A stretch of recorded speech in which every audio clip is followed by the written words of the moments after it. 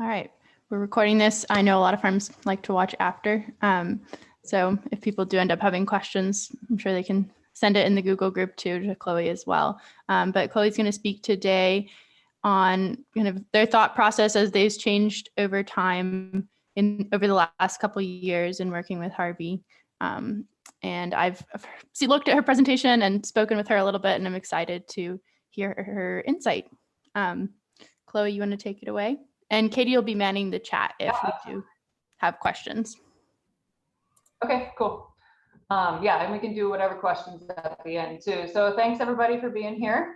Yeah, I'm just going to talk about how we transition kind of from a traditional CSA and over the last couple of years, and then more towards like what Harvie Farms Local is doing in Pittsburgh and New Orleans. So you can go to the next slide, Mackenzie.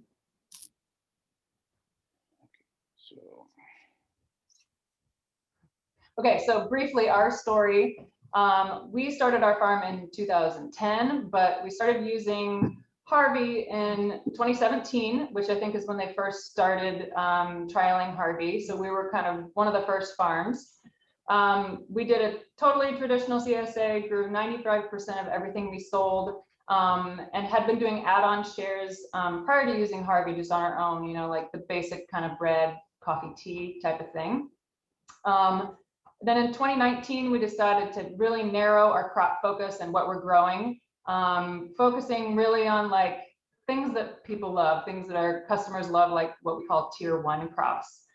We decided to call it a salad subscription, so we were really only growing like 10 crops.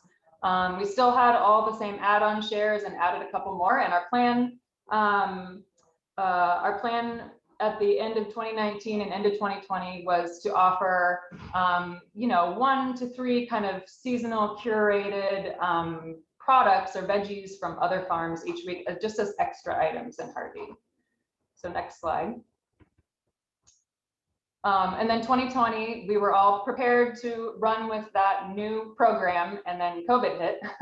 And around here, you know, in March, we had just finished our winter session, our winter CSA, and I began calling farmer friends of mine that I knew depended heavily on farmers market income, and I knew they didn't have functional websites or ways to sell online. I began calling them and saying, hey, I have a bunch of people on my mailing list. Do you want me to list stuff on my site? So that's kind of how the evolution began on our farm and with our existing program. Because of COVID, we started home delivery, and we started packing all of our member shares in single-use packaging, so cardboard boxes. Our entire history before that, we had entirely done like market style pickups, even using Harvie. So we never packed shares at all. So then as 2020 progressed, we continued building relationships with more farmers that we knew just from our time here. And our members gave us feedback that they really loved the new setup and the variety of what we were offering. Next. So what we're doing now, over the winter of 2020 into 2021, we kind of renamed what we were calling our salad subscription to a local food subscription. So I'm no longer calling it a CSA because I don't want to dirty the water of what an actual CSA and traditional CSA is, which is not what we are doing right now. So we changed our share sizes and increased the value on all of them. We're no longer doing add-on shares. And we're doing just fully customizable boxes. We don't do any meat, so I currently just curate the box for a maximum produce. Like people are still wanting our program to get fresh local produce. Currently, we do 4 10-week sessions per year, and I kind of just follow the seasons. I do winter, spring, summer, fall. That may progress into 12-week sessions, maybe sometime later this year, but I have to decide about that. In conjunction with the 10-week sessions for the subscription that people sign up for, I am continually running the farm stand for 50 weeks out of the year. And I run that as a separate delivery when I'm creating my deliveries each week. So we have 6 free pickup locations plus home delivery for an extra fee. And we work with a number of different types of producers, and you guys can read all the different stuff we're starting to add in. Right now we're doing about 180 boxes a week, but that will definitely increase this year because we're in the winter session where there's now hardly any produce around. And now we reuse as much packaging as possible, and we'll likely add more fruit and probably meat this year as extra options. Next. One question here. You're doing Yeah. all these different types of products. Do you have a number on like total number of products in a delivery that you're putting in? Yeah, it's in another slide. I think I'm up to like 100. Oh, in each delivery. I think total I have 198 products listed in Harvie, and probably right now, and probably each delivery is about 90 different products, but it might include, 5 different spice blends that are blended by a local spice shop, so that's not necessary. It might just be variations on things, but it's about 90 right now. Cool. Okay, so why did we choose this direction? It was partially member driven. We started kind of doing this on a whim just to help out our friends sell their stuff so that they weren't losing money during COVID. And it turned into, the members really loved it. They loved to choose what they want. They loved the variety of items. They really loved the convenience and the software changes that happened over the course of 2020. People really appreciated that. And then we also discovered that it's really filling a need for something like that in our own community that we've traditionally served, and also in other communities nearby. And then partially it's personally driven. I've been veggie farming for 17 years, and quality of life goals are always something to consider. And my kids are not quite yet teenagers, and they still like me, and I want to hang out with them before they hate me. So this feels like a pathway to kind of fulfill some of those personal goals, and it feels kind of like a new exciting chapter on our farm. And the kind of bigger picture potential for kind of regional food systems is really exciting for me. So this is kind of fitting several different needs and goals personally, but also our members really like it. Next.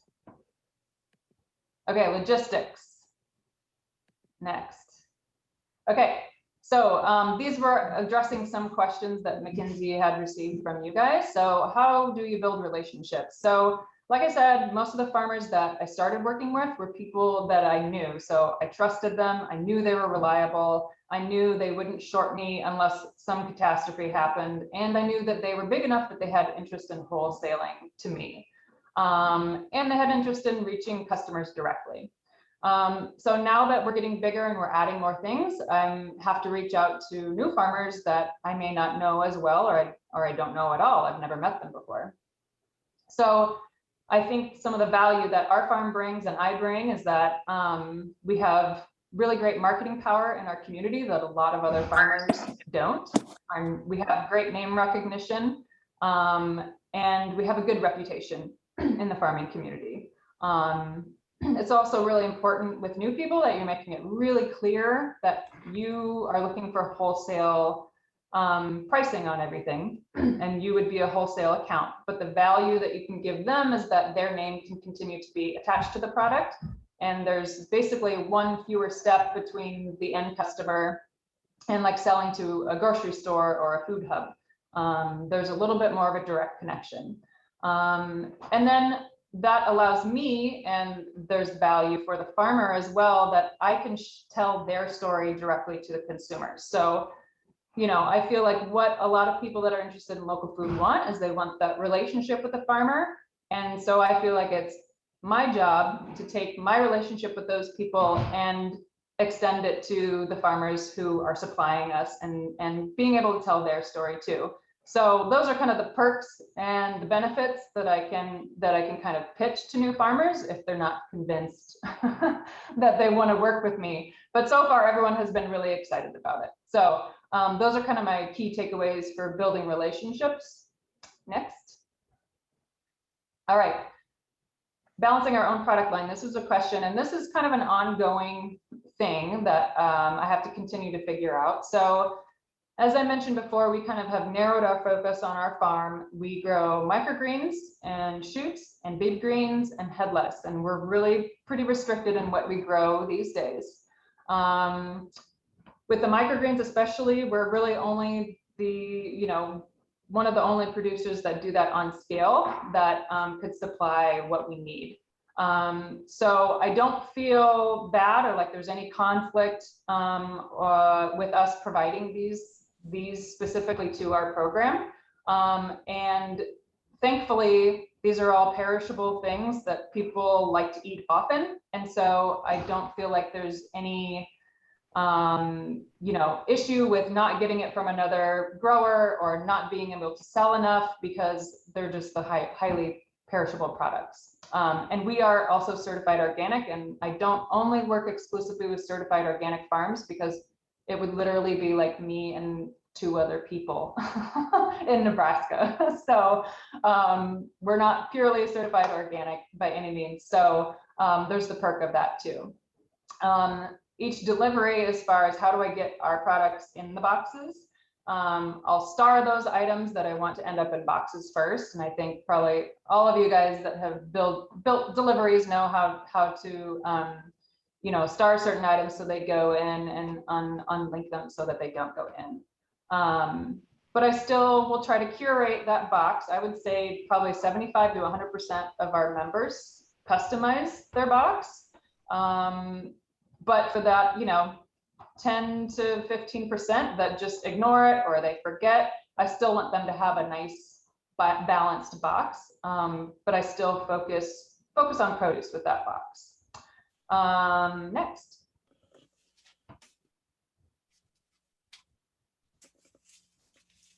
Okay, storage. How do we store things in the facilities that we have? So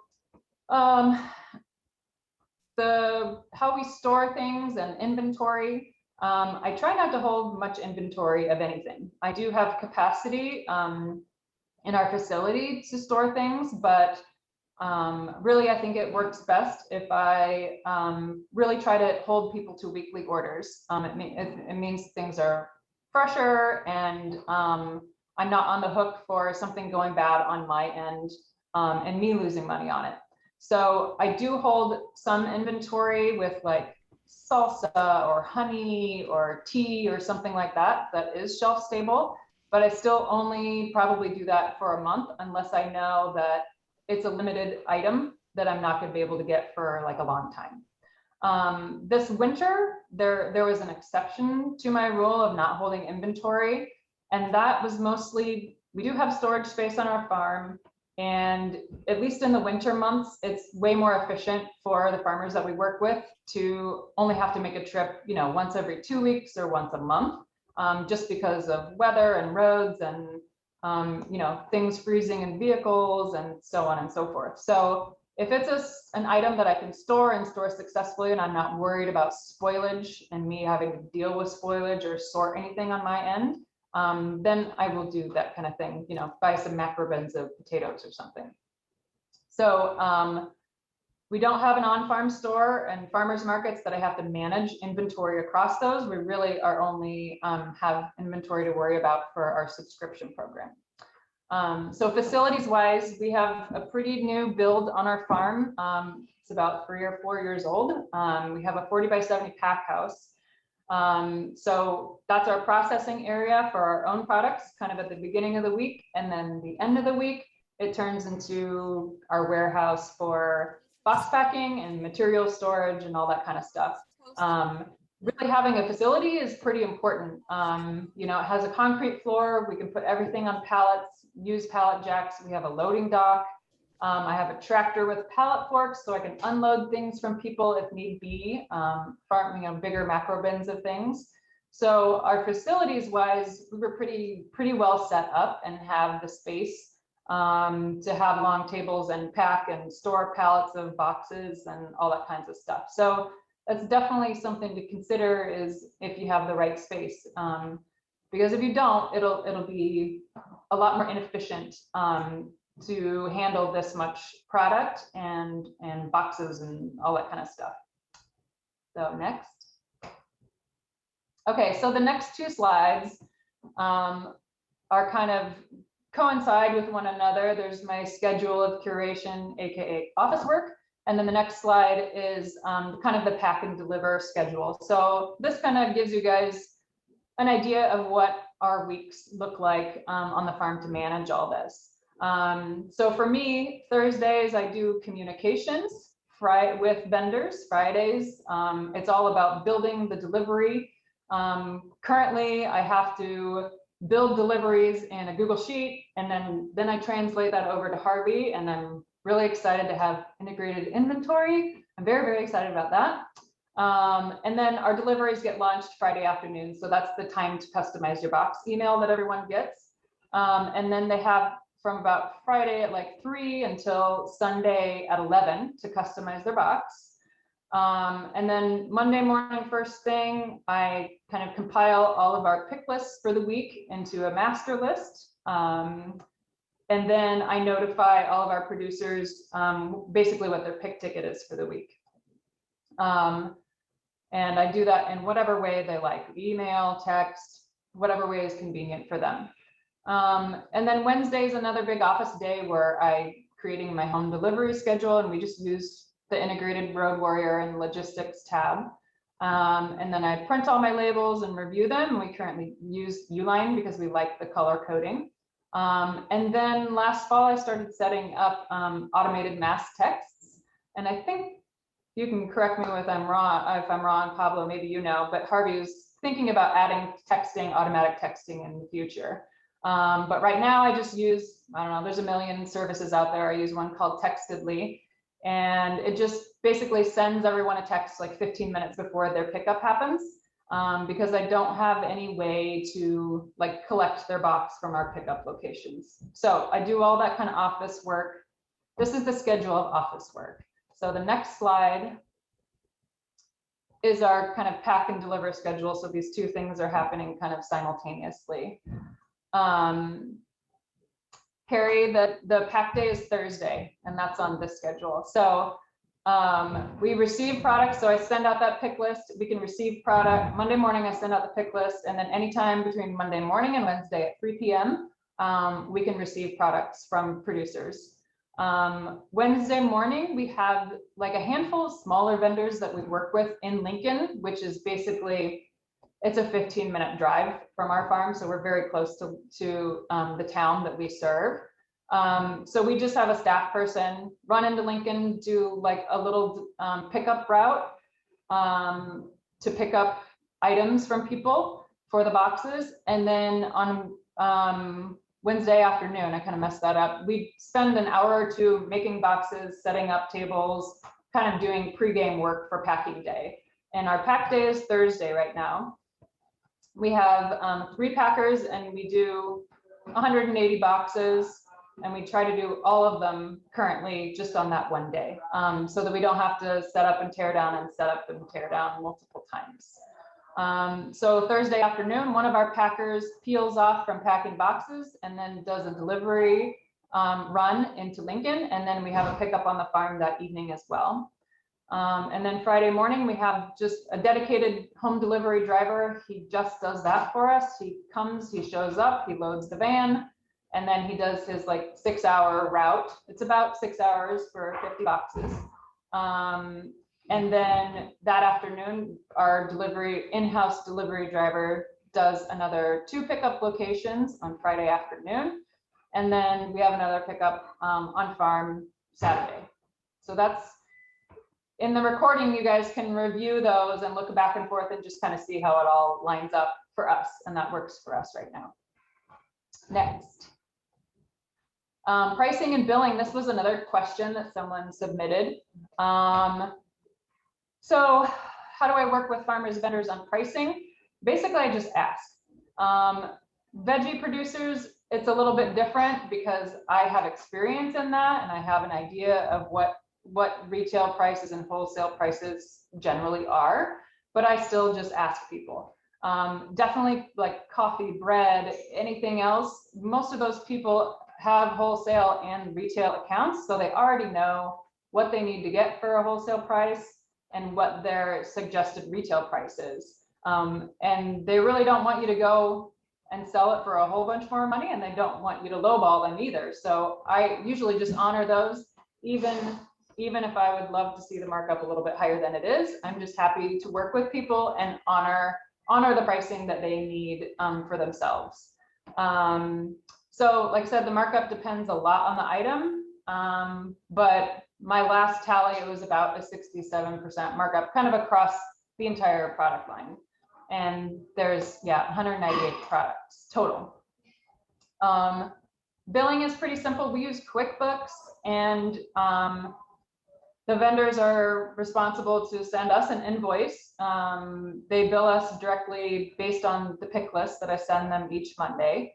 And then we enter that in our QuickBooks, and then we try to pay them as quickly as possible. That's been a local complaint here, is that the payout time from a couple other places around here is more like 8 weeks, 10 weeks, and obviously people are really hesitant to work with businesses that take that long for you to get paid. So we try to turn that around really quickly for people, and Harvie makes that so easy because the cash just comes in every week. We operate under PayX equals 1. So people are just paying on a weekly basis for their boxes. Next, marketing. Okay, so the name of our thing is local food subscription, which is not the most creative, but it works. Most of our old customers just still call it a CSA. If they're emailing me, they just say it's a CSA. But I really wanted to rebrand it, mostly for new customer acquisition, but also so that I wasn't feeling like I was, abusing the CSA name and the CSA model, the traditional CSA. I did not want to usurp that acronym for what I am now doing, which I don't believe is actually a CSA. So we may change it in the future, but that's what we're calling it right now. The marketing strategy I have, we probably have 2,200 people on an email list, and I do weekly emails to people. I try to post on our blog, just on our website.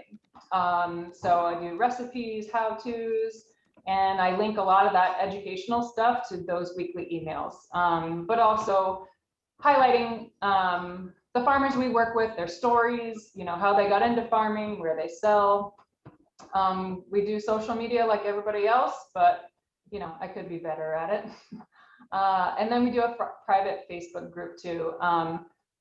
Any really important information that current members need to know, I only do that via a direct email. I never do it in a farm happening because I doubt that most people read those. And then I don't only exclusively put information in the Facebook group because if I didn't have to have Facebook for the business, I wouldn't. So there's a lot of people that aren't in that group.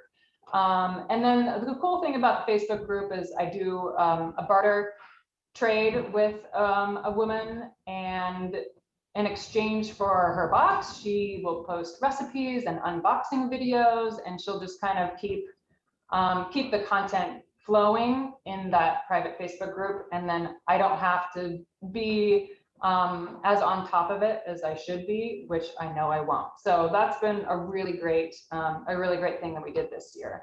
And then we always take advantage of refer a friend and auto renew. And then really it's just kind of getting your face and your program out there. That's just pretty standard advice, but we are always participating on panels and giving tours and speaking in front of the ag committee at the legislature and whatever else we need to do, just to make sure people know what we're doing and we can be advocates for local food and all the farmers that we work with. So next.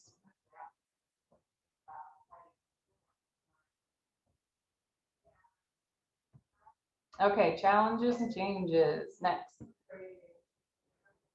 Okay, so doing changing to this kind of type of model is definitely has moved me further and further away from actually farming and being out in the field. For me, this felt like an okay change personally, but that might not be a good fit. So it's very logistics based. You got to be organized. You have a lot of things going on at once. You're communicating with lots of different people and arranging things and triaging things. So it's very logistics based. So you have to like doing that or be willing to hire someone who does. Same with marketing. You have to enjoy that or just hire someone who does. But you also have to have enough people if you're really wanting to kind of switch to this. You have to have enough customers to make it worth it, make it worth all the time, and have the appropriate amount of staff to make it all happen. But that means marketing, and marketing takes a lot of time too, like more time than you think. So these are kind of the things that you have to focus on, is shifting your mindset about what kind of work you'll actually do, and then really making the effort to market and connect with your customers. The packing aspect is different. Like I said, for us on our farm, we always did a market style, so we were never packing boxes on the farm. So that was kind of a whole new thing for us. And I know a lot of CSAs automatically, they're just packing boxes all the time anyway. So that might not be a big of a transition for other farms, but you know, if you signed up to work on a farm and then you're packing boxes, that might not be very satisfying for you. So we're migrating to hiring specifically just packing positions on the farm, and just having those be part-time positions on the farm. So it's just something to consider, that it's a little bit different. And if your farm was more like mine and not doing any packing, that's kind of a bigger shift for some folks, some of your staff. All right, that's all I have in summary.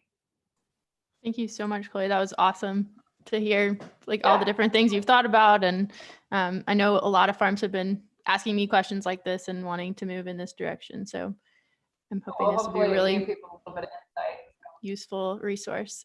Let's see, we might have some chat questions. Looks like Lorian asked about your 67% markup, and would like to hear about some specific crops. Yeah, so I mean, the 67%, that is you know, I would say veggies are probably, oftentimes veggies, you can get a much higher markup, you know, oftentimes it can be, you know, 75 to even sometimes 100%. You know, there are some larger growers that I work with, you know, that do 500 acres of sweet corn, and they're just selling semi-loads full of produce to local grocery stores. And the wholesale prices I get from them are just like insane. So the markup on that kind of stuff is totally reasonable sometimes for it to be 100%. But then there might be something like, there's a local woman that has a catering business, and will do prepared food or prepared meals. And the markup on that might literally be like 20%, you know, because she's making everything from scratch. And I'm, you know, the only thing I'm doing is entering the product, and, you know, I'm not trying to make money on it really, but I need to make a little bit money on it. So her markup in-house for her is not that much. So I just kind of have to honor whatever she feels comfortable, or whatever I feel comfortable for someone paying for that meal. So it really, really varies a whole lot across the board. But you know, among those almost 200 products, that's kind of the average of where I'm falling, but it'll be pretty dramatically different. And then, you know, things like dairy and bread and stuff, all of those kind of value added things, they tend to run more like 40% markup. So great. That is, again, I just kind of, sorry, go ahead. Oh, I was saying that's so interesting that with your veggies, if you're getting a really low wholesale markup, yeah, I could imagine with sweet corn that you could, things like that, you could double the price easily.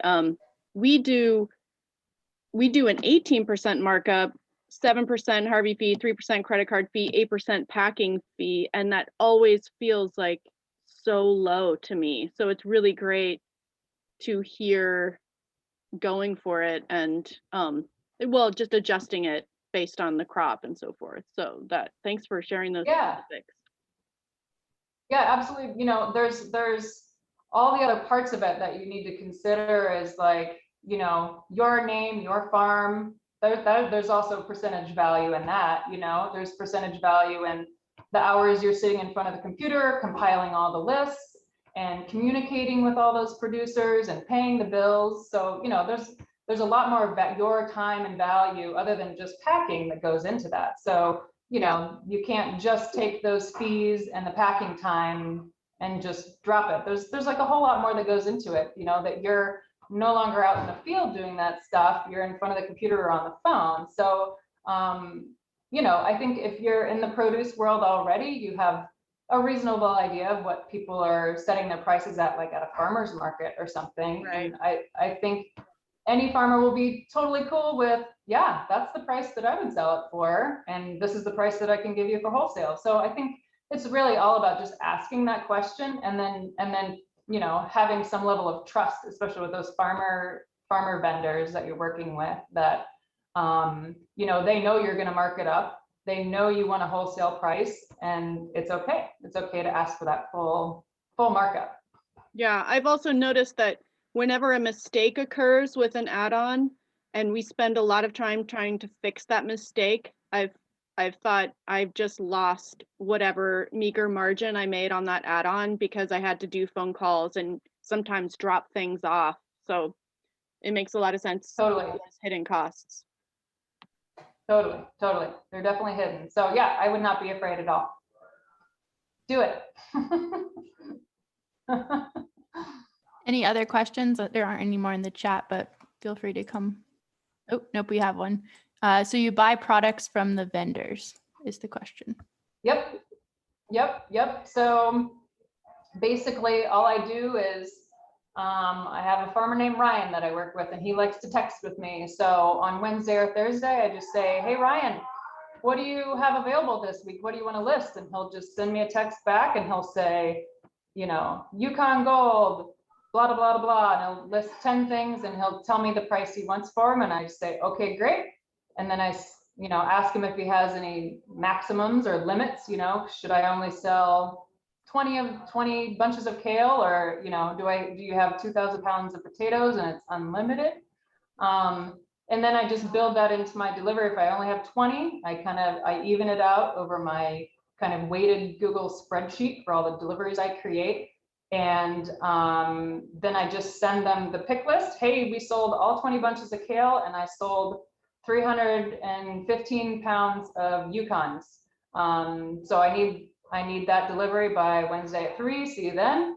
And then he'll come drop it off. And he's old school, so he has like the carbon copy, like invoice book, and he'll handwrite the thing on it and tear it off for me. And that's basically just how it works. Unless I know that, you know, I'm buying something ahead of time to have my like kind of 1 month inventory. Like there's a farmer that makes salsa and sauerkraut, and I will oftentimes just buy 3 cases a month of each of the things that I buy from her. And then I'll just get a bulk invoice for that. So I pay for some of it up front, but more often than not, it's just, I get a weekly bill from whoever the vendor was, and then we pay it off that way. And that probably makes it much easier than before when you were doing add-ons. I can imagine that system might have been more difficult to manage. Yep, it's easier to not have the add-ons in it. The vendors, do they pre-pack the items or bulk? So we kind of done both. Really, we're more often than not, if it's something that can be weighed, we'll try to weigh it. Some of that is I just want to reduce the amount of plastic that's going everywhere. So if it's potatoes, we'll just sell it in a 1 pound increment. If people have things already pre-bagged and packaged, we'll just sell it as that unit, you know. So if it's a cheese or something, it will be as a piece or a container. It really totally just depends on the item, but with produce things, I either will try to restrict it to, we'll do it by the pound, or I will try to work with the farmer to get, you know, count on, like with cucumbers or zucchini. I like to sell those by the count and not by the pound because it takes too much time to weigh it all out. So I'll just say, you know, I need 327 cucumbers this week, and they're okay with that as long as you kind of lay that out ahead of time. As far as greens and stuff, we do all that in-house still. We're really only selling our own greens, so we do all that bagging and packing ahead of time, and that's mostly just our stuff. Love to see the pack line. Yeah, I'll try to put something in the Google group. I'll try to get a picture of that. It's pretty similar. If you guys watched Simon's Harvie Farms Local presentation last fall, when I watched that, I was like, oh, that's almost exactly what we have come up with and developed on our own. So kind of the basics of it is we just do a bunch of tables, single tables, and then all the products get laid out. You have to have a lot of tables when you have 90 different items.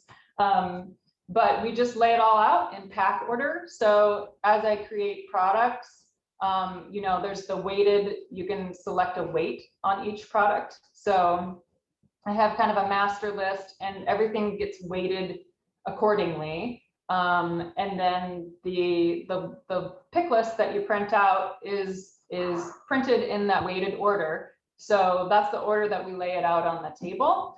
And it's kind of a long running table because we have a pretty big space on our farm. And then we have what we call a QC person and a quality control person. So one person is always receiving a box and making sure that everything got checked off, taping it up, and then putting it on the correct pallet for distribution. And people rotate in and out of that quality control position. And then the other folks are just packing and they just take a box with a label on it and make their way through the line and then just keep looping around. But that's kind of the summary of it, but I'll try to get a picture too. We do not do double tables. We only do single tables. If we had a whole lot more boxes and a whole lot more packers, we would probably do a double table thing, but since we only have pretty much 2 people running through the line at a time, they're never really bumping into each other, so that works for us now. Can people order a la carte from a farm store at the same time as your boxes? Yeah, so the way that we do it is we have a Thursday delivery, a Friday delivery, and a Saturday delivery. So I create those 3 deliveries as like regular farm share deliveries. I'm trying to use the Harvie terminology. And then I create a 4th delivery that is a farm stand delivery. So it's a totally separate. I don't do the integrated, you know, sell from the farm stand within the delivery. I always, no additional farm stand sales is the button I click every single time. So I create the farm stand as a completely separate inventory, separate delivery, everything. So the way that the farm stand works, that's probably like the most flexible because a box is not created before them. I use the new farm stand. The box is not created beforehand or for them. So they literally just put whatever they want and there's a $35 minimum. So pretty much the people who are just members will receive that curated box when they get their time to customize your box email. For us, that's on Friday. So they'll get that default box that I curated, but then they can take anything in or out of the box is how I set up the delivery. So they could literally eliminate everything that I curated for them and just put eggs and bread in there if they wanted to.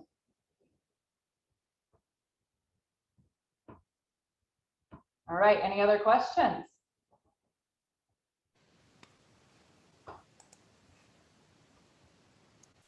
Doesn't look like we have anything else, but I'm sure if people have questions after, they can throw them in the Google group and you can chime in if you'd like, Chloe, or other people can chime in as well on what they're doing.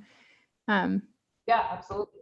And I'll be sharing this recording after if anyone wants to go back and refer to it. And we could share the slides as well that people can look over. And the pack line video would be exciting too. Yeah, I'll try to get one. Let's see, they're packing tomorrow. So yeah, I'll try to get a video tomorrow of the setup, what it looks like. Perfect. Well, thank you so much, Chloe. I really appreciate it. And everyone look for an email shortly. Yeah, thanks for the great questions, everybody.